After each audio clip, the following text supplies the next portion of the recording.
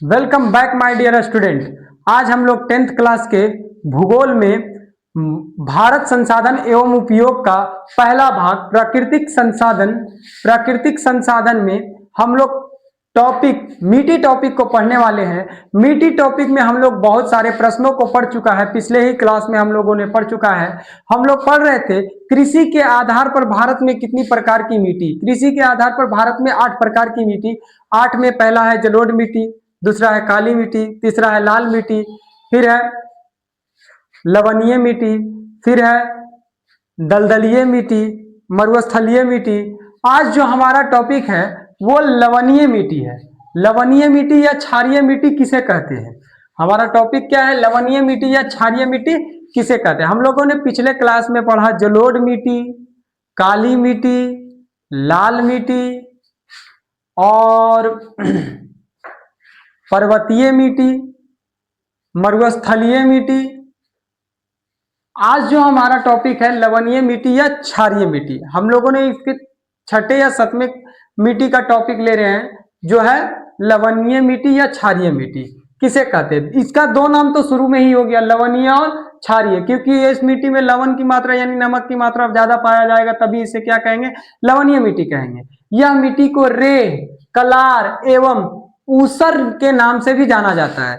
यानी इस मिट्टी को क्या रे, कलार या ऊसर या क्षारीय या लवणीय के नाम से भी जाना जाता है। यह मिट्टी नमकीन होती है। यह मिट्टी कैसी होती है? नमकीन होती है, क्योंकि इसमें सोडियम क्लोराइड एवं सोडियम सल्फेट अधिक मात्रा में पाया जाता है। क्या क्या चीज अधिक मात्रा में पाया जाता है? सोडियम सल्फेट और सोडियम क्लोराइड। सोडियम सल्फेट और सोडियम क्लोराइड ये क्या होते हैं? अधिक मात्रा में पाए जाने के कारण क्या होता है? यह मिट्टी क्षारीय या लवणीय होती है। यह क्षारीय मिट्टी में सोडियम बाइकार्बोनेट की कमी होती है। सोडियम बाइकार्बोनेट की क्या होती है? कमी होती है।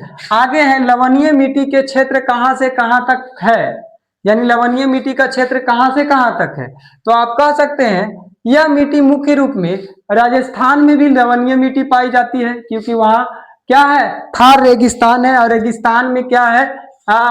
मरुस्थलीय के साथ साथ उसके बाकी जो हिस्सों में पाया जाता है वो लवणीय मिट्टी पाया जाता है। तो राजस्थान में हो गया, पंजाब में हो गया, उत्तर प्रदेश में हो गया, और बिहार में लगभग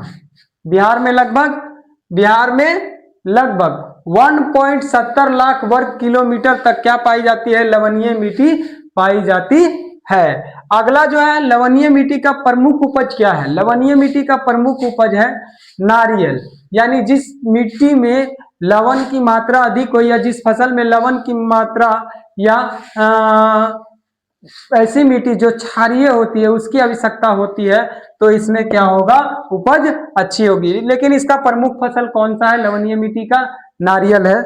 आज के लिए हमारा इतना ही। अगले दिन अगले टॉपिक पर हम लोग फिर से मिलेंगे। चलिए, धन्यवाद।